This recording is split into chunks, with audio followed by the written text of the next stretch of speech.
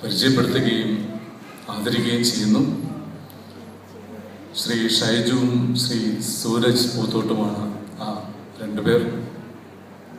അവർ രണ്ടുപേരെയും ഉപകാരം സ്വീകരിക്കുന്നതിനായി പരിചയപ്പെടുത്തുന്നതിനായി വേദിയിലേക്ക് ക്ഷണിക്കുന്നു.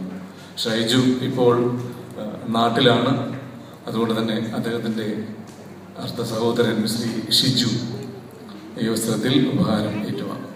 ശ്രീ ഷിജു, ശ്രീ സൂരജ് വേദിയിലേക്ക് എത്താൻ അഭ്യർത്ഥിക്കുന്നു.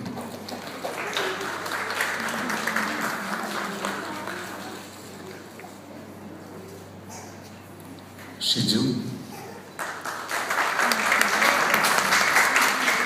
സൂരജ്.